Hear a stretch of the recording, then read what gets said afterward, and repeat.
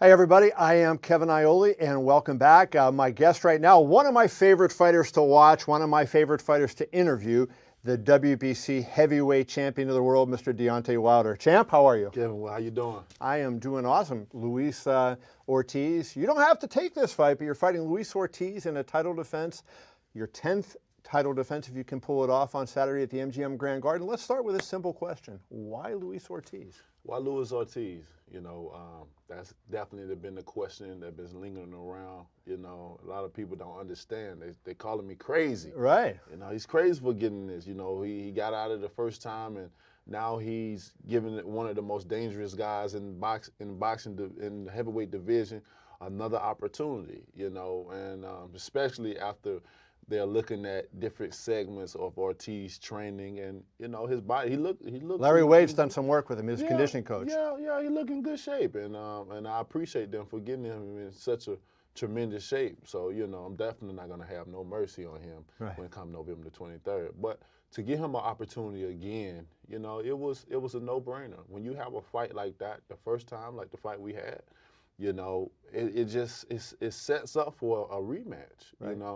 I proved a lot that night as a champion, and with people like viewing me a certain type of skills and will and determination of what he's gonna do when he get hurt or buzz or in situations, and I proved all that in that night. So I blessed his family, I blessed him, and I grew a bond with him that first fight. Because of the relationships with him, his daughter, and the relationship with me and my daughter. That meant a lot to me because if no one understands what he's going through as far as raising a child with a disability, I know firsthand. Right. Because my daughter's born with spina bifida. So, and I know firsthand that it takes a lot of money. It takes a lot of patience, and it takes a lot to deal with those situations like that, and I just I wanted to bless him again, with the opportunity, because none of these fighters out here wanted to give him an opportunity. They talk about how old he is, but it's like we're in the sport of boxing. When do we care about how old a person is? If you sign that contract, get in that ring with me, I'm about to beat your ass, point blank and simple. That's period. Right. You you're able, you passing the physical, you're able to go through. So age ain't nothing but a number. He has a couple things going against him. He's a big puncher and he's left-handed. I mean, how many people want to fight? Not too many people want to fight a left-hander plus a left-hander who can punch. But the irony, here's what I really think people want to know. Early in your career, when you were promoted by Golden Boy especially, but even later as your career went on, you were criticized for not taking fights. And it was as if Deontay Wilder was running from the big fights. Do you feel a certain sense of satisfaction? Now you look and you say, well, I already have Ortiz in the bank. I have him coming up. You've got 2 fights with Tyson Fury ahead of you. You've been calling out Anthony Joshua. I've talked to you a million times about chasing Anthony Joshua around the world. Do you feel a sense of satisfaction now that people are finally starting to see it wasn't you before, that you were trying to fight those fights? Yes, it's definitely a feeling of satisfaction, and it's refreshing as well, I try to be the best that I could be each and every time. God have blessed me with an ability and a talent to display amongst the world, and I do it very well.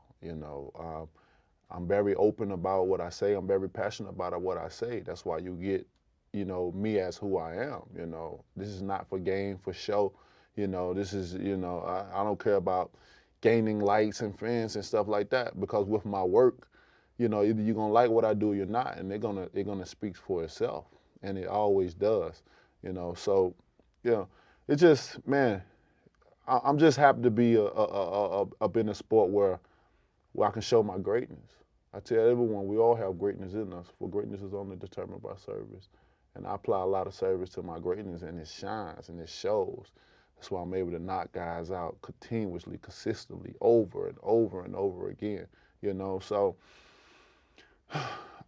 it's a great time to just be a heavyweight as well, just to be up in here and be able to be in a position to bless people.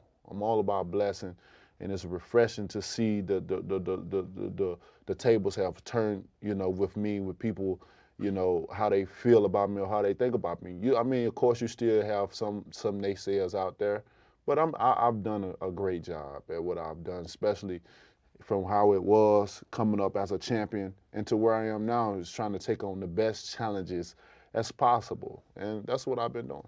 You started boxing. You mentioned your daughter. Is it pronounced Naya? Yes. Yeah, Naya. She has spina bifida. You started boxing to try to support her. You were 19. You were only a few months younger than Mike Tyson was when he won the heavyweight championship. Mike Tyson was 20 years old when he became the youngest heavyweight title. When did you finally feel like, hey, I'm good at this and I have a chance to do something in this? How long after you started before you knew that boxing was the game for you? Right. A few months up in camp, up in training, I had this professional up in the ring, because when I went into the gym, my whole mindset was to turn into a journeyman. I was like, just let me learn the basic fundamentals of boxing, and man, stick me out of there. Stick me out there. I need money. Right. I need to support my daughter. You know what I mean? So we found out, over time, as certain skill levels had started developing, and I started understanding what certain punches, what it was for, and what time, the timing to throw it in, just understanding different things. I had sparred this pro, and I ended up dropping him, in the first round, the first couple of seconds of the first round. Well, of course, I never put his name out there. I keep it anonymous, I never name drop, so I keep it like that.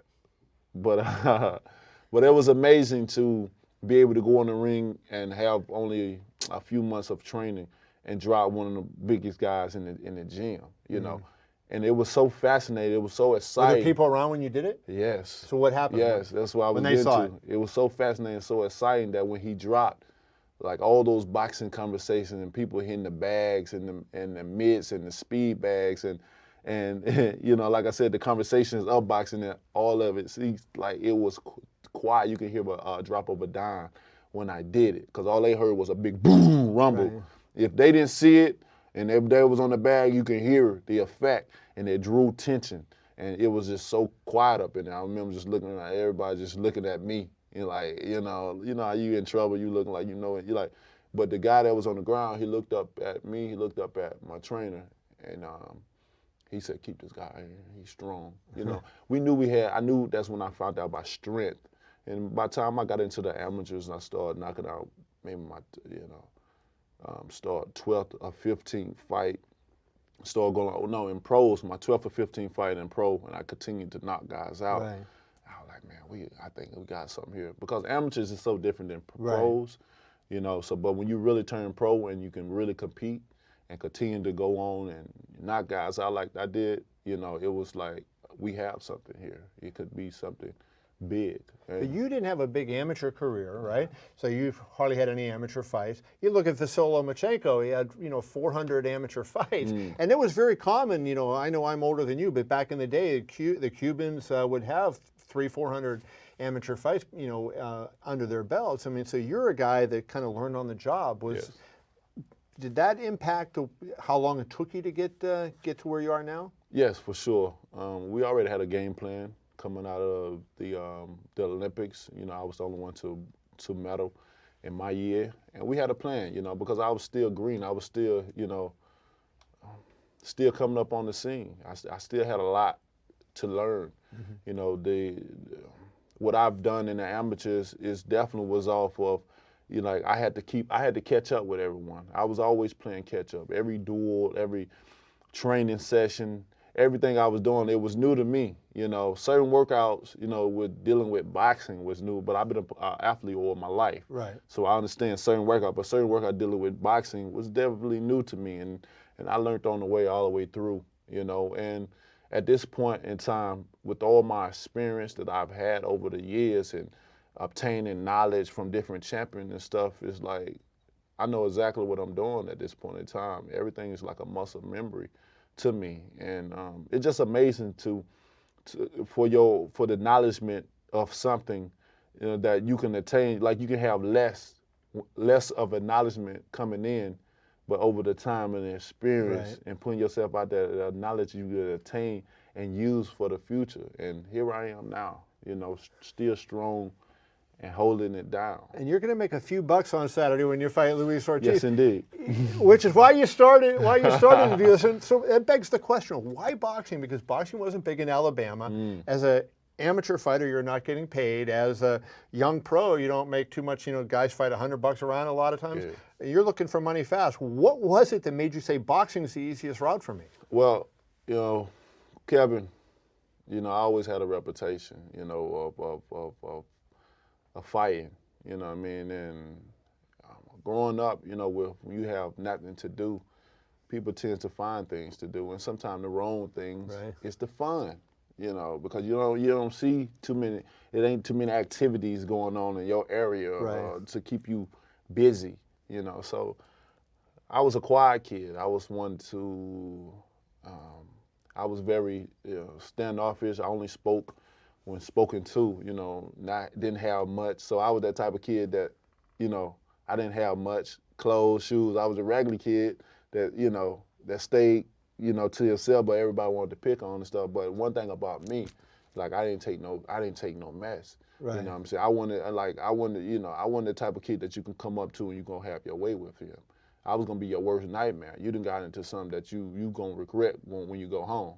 But your butt gonna be hurting while you going home because, and your face too. And that's just, I always built a reputation like that. And so people knew me from that. So in college, I used to have a friend. We used to always talk about what we want to do in life and what was the things that we was trying to do to get there, because it's easy said than doing. Right, you know what I'm saying? It's easy saying, like, I want to do this, I want to do that. But if you don't apply no type of pressure, action to what you're trying to do, then it's just a thought. Right. So we was always talking about what we want to do out of life and what we was trying to do to get there. And I was telling him, man, I got a child on the way. She's gonna need a lot of help because she's gonna be born with spina bifida. I told him that I should start boxing because I was ignorant to the sport at that moment in time. Because I feel like every fighter stepped in the ring made a lot of money. I feel like if you was on a magazine or something, you're making some good money. Guess again. Yeah, for real. And when they say it's levels to this, Yeah. it's levels to this. But they're just on the outside looking in. I didn't understand, and I knew that. I come from a background of fighting, that's what we did all the time. It seemed like every time I left my house, on the route back to home, you was gonna get in a fight, especially if you was in certain areas. And you always had all the basketball games and football, what we were doing, back in the day. They talking about rugby, man, we been doing that back in the hood, you know what I'm saying? And if you go in certain projects and stuff and you don't belong in there, although that's where the fun was at, and you risk going to have some fun, you gonna fight going out of there. You gonna fight going out. You ain't coming in there like you. So is that where you got that good chin at? Nah. They wasn't hitting me in the chin back then either. I was crucial back there. You know what I mean? And it leads to, man. I was crucial. Just Kevin. I was. You didn't want to mess with me streetwise. Especially when they're dealing with fighting and stuff, because like I'm a type of person, especially when you're quiet and you keep things bottled in, right? And then you have an opportunity to release all the when negativity. You erupt. Oh my God, you see me in the ring? No, Yeah. I releases. This is just me releasing. And then when I'm satisfied, like the Hulk, when he's satisfied, he come back down to himself. Well, you got to give Arthur Mercanti Jr. some credit, because when you knocked out Mr. Verne in that second fight, and he's trying to pull you away, and you're throwing those punches, you didn't want to get pulled off him too quickly. I mean, it was, I didn't even feel Arthur on me during that time. Like I was so into my mode, like I was in Brown's mama mode. Right. Like I didn't feel him on me. And when I go back and look at the pictures and the video, I'm like, this man riding me like a cape. And, I would remember him saying, Deontay, I'm still, and then I snapped out. I was like, oh, okay, I'm sorry. I'm saying, all right, my fault, I'm sorry, But he enjoyed every bit of it, And we got back in the back, and he was like, oh, my God, that was amazing. He enjoyed it, and we enjoyed it. I know one person, maybe two people. Don King probably didn't enjoy it too much either. Man, you hear so much in the back scenes and stuff, because boxing is a small community. Right. You have connects and eyes and stuff all over in the industry.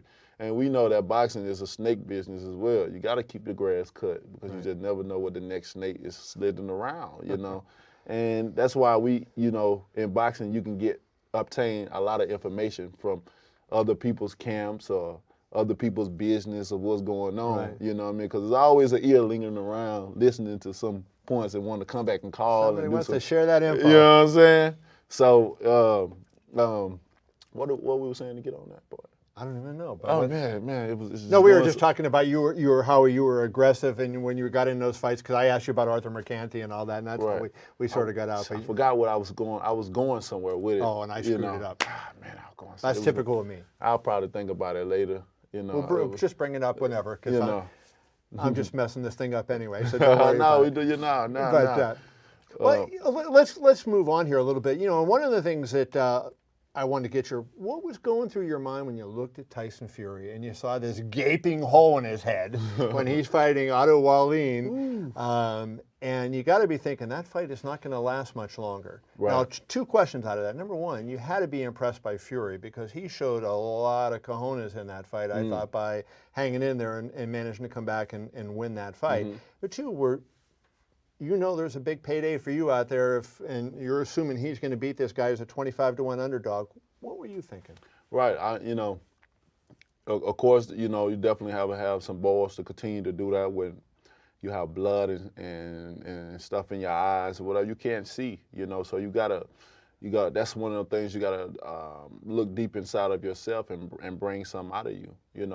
But for to have a 3-inch cut like that over his eye like that, and it looked like it was 2 inches deep, the protocol for that, that's to stop the fight right there, But knowing that what was at stake and what's on the line, they ain't gonna stop it. Like I said, boxing is a dirty business, When they're dealing with money, some things gonna fly. So you must think that Fury got 2 breaks because Come he got a on, break in that fight. And was there another fight that he might have gotten a break in? Yeah, he got a break when I knocked him out. You know what I mean? That was a break. The other break was the gas across the aisle. If that would have happened to any other fighter or whatever, they would have called that out. That's very dangerous or whatever to have that in there. And if he get in a fight with me and that happens, they better call it out because it's not gonna be good. Especially when you're dealing with a power puncher as myself. You can't see in that eye. It's all I'm targeting that every which way. And we all know that in boxing, what you don't see hurts you, just like in life. Correct. What we can't see in life is going to hurt us the most. Well, I wonder then, he goes into WrestleMania right after that, or not WrestleMania, but WWE in Saudi Arabia, and I ran into him. I did an interview at a wrestling press conference with him, and that wound was very fresh, and I asked him about it, and he called you a dosser and said you didn't have, you shouldn't worry about him, and that he was going to be okay, which he turned out, of course, he was. But did you have any thoughts about that when he went into the wrestling? Just by accident, he's fighting a 6'9", 360-pound guy. I mean, all these different things that, these extracurricular activities that he's doing outside of the ring, I like to see fighters, keeping busy, doing something other than just boxing. I don't like a fighter to say, this is all I know how to do, you know what I mean? Because I feel we all have different talents, some talents we lack in, but when it comes to the sport of boxing, it's such a brutal sport. It's just it's a hit and miss sport, and a lot of people don't make it in this sport. It's tough. It's tough to make it. And the only time you're making real good money is when you're at the top.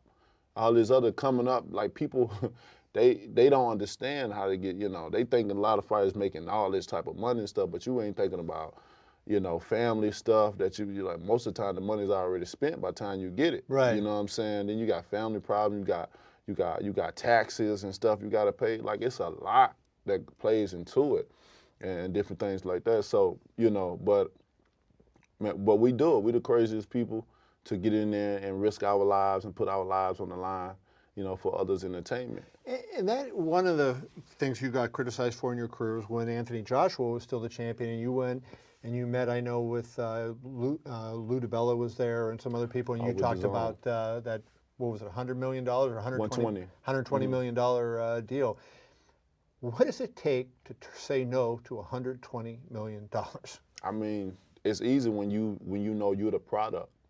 You know what I'm saying? When you know that you're the total package, that you the one bring all this. I display the talent. I'm the talent. So with that being said, I understand my worth. Right. Like I tell people, I know who I am, I know what I stand for, and I know what I represent. So there was never, when you walked out of there, you never a second thought like, oh, never. Come on, man. And there's no greater feeling than being able to dictate your own career. I ain't signed with no one. I move as I please. I move different networks. And I enjoy being able to switch back and forth and build all these maximum flexibility. relationships. Yes, it's all about building relationships, because you just never know. You don't burn bridges. I don't believe in burning bridges, and I like different networks, allow different platforms and different viewers, different viewerships on different platforms. So if I'm connecting with everybody, got a great relationship with everyone, then I don't see where any complications can have, a misunderstanding, And, I think it's great for the sport to be able to do that. A lot of guys, a career is ran by their promoters and stuff. And when it's like that, the big fights always take longer to happen, when the fighter's not in control and someone else is in control, because they don't want their product to fail, or lose or whatever, because it knocks the marketability of them down a little bit lower. Because everybody having in their mind that you have to stay undefeated. Right. And it's not true. That is so not true. So I'd rather see guys fight big fights, and if they lose, they lose. If it's a good fight, yeah. Exactly. And that's how it's supposed to be. Right. But everybody didn't use the model of Floyd and stand undefeated because he gained success that way. They feel this is the proper way. This is the way to gain success. But you can't value your life on another man's life. You can't look and say, well, it works for him, it'll work for me. Certain things is just not going to be able to happen in your path. What was for him and what God placed for him is for him. Right. What's for you could be differently. But just along those lines, though, the one thing, I was very happy for Andy Ruiz when he knocked out. Yeah. Andy's a great kid and great guy, and when he won the title, I was very happy for him. But I also felt badly for myself, and I felt badly for you and for AJ, because I thought, if we would have had the sport of boxing, we had two undefeated heavyweight champions with a 90+% knockout ratio going at it for the title, what that would have meant for the sport. You would have written a Mayweather-like check that night. Did you have any little, anything that night? I didn't have no ill will towards it. I don't regret it. I don't wish it was me. On that night, the right man, God picked the right man to have those blessings that night. I just look at my career when I first obtained the title and where I am now, just in my career, in my personal life. I'm blessed. Oh my goodness, people don't understand. I'm so blessed, and a lot of people don't understand what peace really is. And I have that in my life. It's hectic. A lot of things go on. But we're human. We're gonna go through problems as a human. But just like my career, I've set all challenges. I had to overcome a lot of different obstacles and adversity in my life. I accepted it. And it's like when you accept challenge, you overcome your fears of it. Then you can better assess your situation. If you ignore certain things and just let it take over your life, then you'll never get anywhere.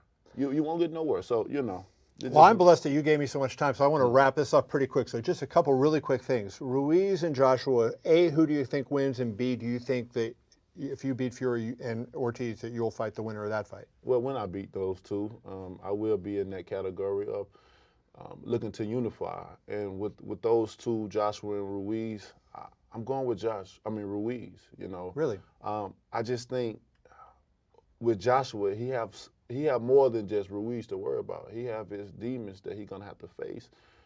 I think the way that he got beaten is gonna play a big factor. Into that, all the distractions. Of course, we can correct distractions, but it's just the way he lost. The worrying about me, the getting knocked out in sparring, the having to see a sport therapist. That was huge to see a sport there. Right. That's huge when you have to do that. I can understand after a fight with all the shit that came with it. But before, it's key. And then on top of that, the ultimate thing is Joshua quit in that ring. I understand body language. I can differentiate. He had his back turned.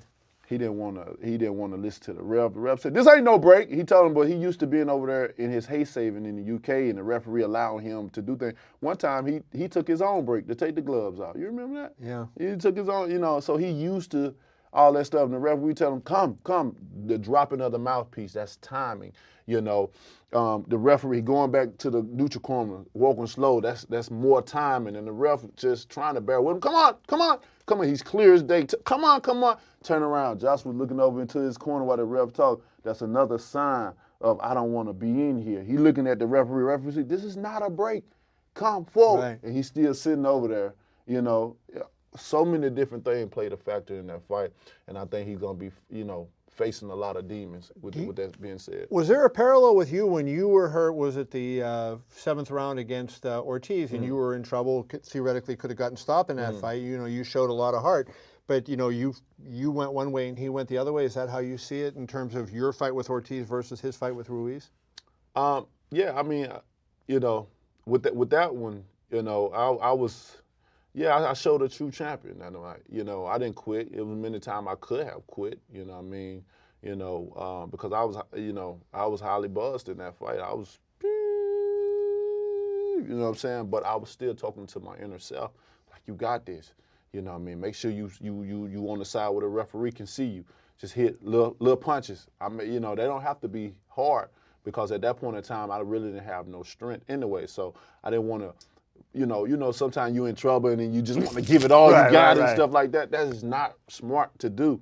You know, just pity padding. You know, that'll get you off your, you know, get you to where you can recover. And you showed the ref you were composed. I showed the referee that I was composed. I still knew what was going on. I was still active. That's why I kept doing different things, you know, in the fight. I clinched him. I you know, came in where he couldn't, you know, throw so many punches off to get the full extent on the punches.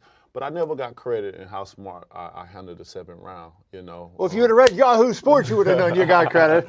Well, you know, my man, I appreciate that. You know, but I'm talking about the commentary. I know what you said. Showtime, you know what I'm saying? Well, let's wrap on this then. So Saturday night in Las Vegas, MGM Grand Garden, your second appearance at the MGM Grand Garden, where I think the last time you were there, everybody thought you were LeBron. Yeah. Remember that? Yeah, for sure. Man, you've been with me a long time. I man. remember that, yeah. Let's give us a prediction for the fight. What do you do with Luis Ortiz? Luis Ortiz, I come in, you see a much faster, stronger, much healthier Deontay Wilder in this fight. A Deontay Wilder that fights smart, you know, move very strategically in the ring and use his intellect, you know, in the ring. And looking, you know, definitely coming with a devastating knockout. And people go home, you know, happy. And the referee in the announcement saying they're still WBC heavyweight champion of the world. This is going to be I don't think it's going to be easy. I'm not looking past him at all. But I am going to get the job done, that's for sure. We'll get used to that face because you're going to see him against Luis Ortiz, Tyson Fury, and maybe, who knows, the Joshua Ruiz winner. Deontay, appreciate you, brother. Blessings. Thank you. Yes, sir. Best of luck.